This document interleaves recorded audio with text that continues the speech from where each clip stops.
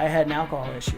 How long have you been sober? And I've been sober for 5.5 years. Yeah. Time wasters and distractions, dude. Yeah. Video games are a big one.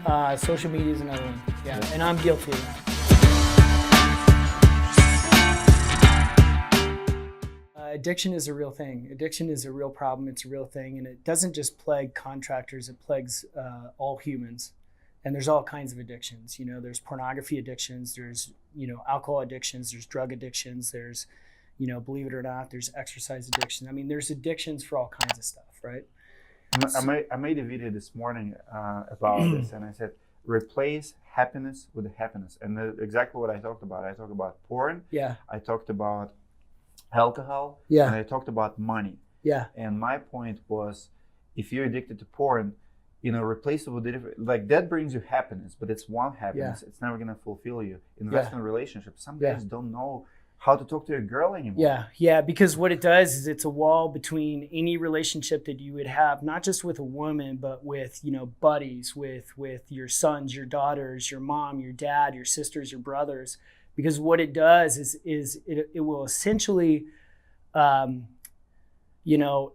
it's all fake, and so it portrays something that we're not, that, women will never be, And so now you have this expectation for how women should be or men should be and how they should act, and this is getting really personal and deep, but sure. It's like, look, and that's not healthy, because then we go into relationships and we expect, women expect our men to act a certain way, and men expect women to perform a certain way.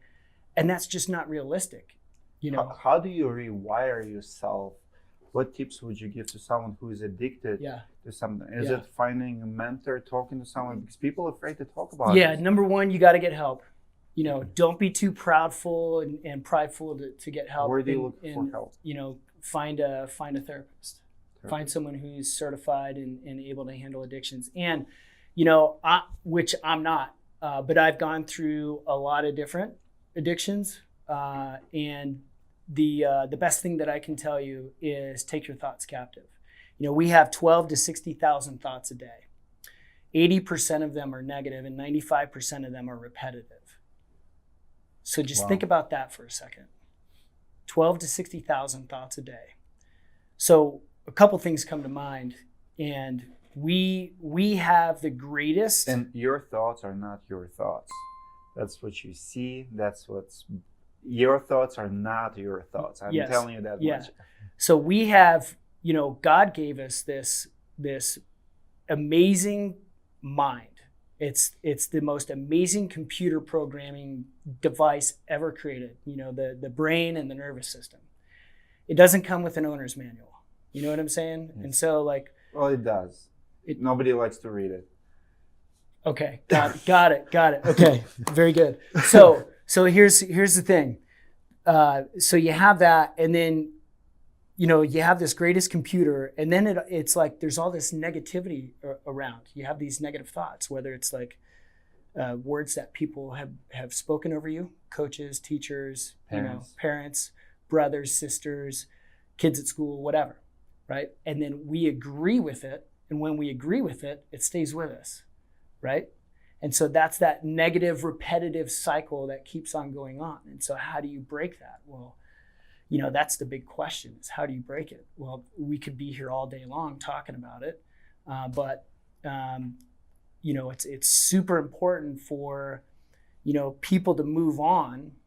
And part of the healing process with addiction is actually forgiving people that have, spoken over you, that have done you wrong in any way. And so the problem is, when you don't forgive those people, you're running around with all these anchors. And so you're being dragged down and dragged down and dragged down. And then your day just gets heavier and heavier and heavier. And whether you know it or not, subconsciously, that's what's going on. And so then what do? Well, you numb it with all kinds of addictions and all kinds of things that will keep you from, pursuing the truth, right? And a better life. And so the number one thing that you can do is take your thoughts captive, understand where the thought came from. If it's negative, trace it back to where it came from, right? and then it might be attached to some sort of trauma that happened in the past or some words that somebody spoke over you, then you can forgive that person and move on. And then I'm telling you, like when you do that, it's like freedom, you know. And then now you're open. Yeah, you're like emotionally, socially, mentally, and all of that impacts who you are and how you operate on a daily basis. So, you know, I've heard this before where personal and business shouldn't mix together. You know, we're talking about work here, keep your personal stuff out. You know, well, look, you can't. It's impossible. You can't. It's impossible because what happens personally affects your business life, and what happens in business affects your personal life. So you intertwine them. You have to find a way. You have to find a way. And so if you're so transactional based and so worried about generating the lead, getting the sale, and producing and collecting money in your business, right? And you're so focused on transaction, you forget about relationship, you know, and that's the part in the business that's really important. Give advice to someone successful in our business, like really successful, but he has a drinks, maybe does not want to acknowledge the problem yet, but I see a lot of guys drink almost every day, and every meeting, they can't go in a meeting and not drink. Give advice to that person. Like, for example, I had a problem with, like, not me personally, but I have a couple of reps for big billion-dollar companies. Yeah. And we would go to conferences and stuff, and I tried to do business with them. And every single party or every single event, expo, conference, they're always drunk. You're trying to talk to them about like what your company is, and they're never available. It's like drinking. I mean, they have that reputation, and I feel like in our industry, it's top down. You have billion-dollar companies. They'll spend $50,000 on a party making all the roofers drunk. Mm-hmm. You come to them, hey, can you help me wrap my vehicle for $2,000? Nope, not in the budget. Like, you just wasted $50,000. So that is just like that. And now roofers, they see that. Yeah. So when we go to the conference, when we go to expos, that's what big boys do.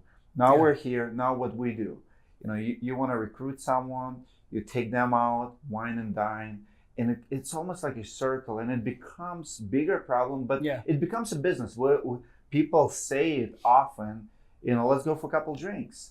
Let's, you know, taking sales guys. Like now, like my big company took me out for a drinks. I felt good that night. Now I'm going to take my sales reps out. And I'm going to buy taps. And to be honest with you, that's my problem. I remember I got DUI, and I'm not, like, I would never drink and drive, whatever. Right. But one night, and was not even planning. I came in, we were working in the mall. Okay, this is my story. First time I share it with anybody. So my guys were working a weekend in the mall. Yeah. Like we got a booth, paid for it. And I come in, it was Saturday night, empty. So I came in to help them to fold it out. I told my wife, I'll be back in 2 hours. And my guys sitting in the bar, just having drinks. As a boss, I'm like, I have to pick up a tab. That's what boss do, right? Yeah. So I pick up a tab. Of course, I have 2 drinks with them. And they're my guys, 4 sales reps. You love them. Mm-hmm. They're supporting your lifestyle. Before you knew it, like, and it was Oktoberfest. I'm like, okay, so someone, you know, you have a couple drinks. Your wife is already sleeping. It's 10:30.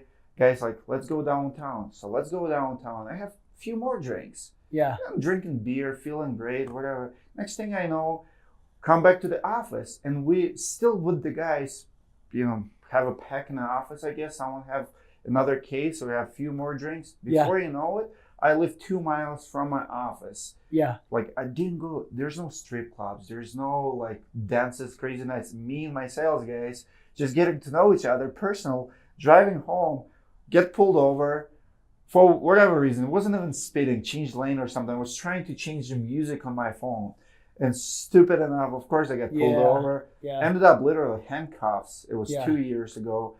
I did not drink nothing for like 6 months. I'm like, you know, I'm going to prove to myself that this is not addiction. And prior to that, I was not like everyday drinker or anything. Yeah. I literally did it for my guys. The problem I see in the industry, that this becomes norm, that this is what you do with your sales guys. What advice would you give to someone who is just that culturally, or just have to do it because everybody else is doing it? You're capable of so much more. You're capable of so much more. You know, you have an assignment on your life. You're here for a reason. Your DNA is so specific Nobody else on the planet has your DNA. Your fingerprint. You're identified by your fingerprint. Nobody else in the entire planet has your fingerprint. Mm-hmm. You know, you look at how everything's been created. So alcohol is not part of our DNA? Dude, no, that's not what I'm getting at. But it's like, if you look at how everything's been created, it's so specific. And if it's so specific, you know, and your fingerprint is so unique, then you're here for a reason. And so, like, what are you waiting for? Why are you allowing, you know, if you have a problem, this is me speaking to someone that has a problem. Why are you allowing this become a problem? I see. You know, you have a calling on your life. You're not supposed to be doing this.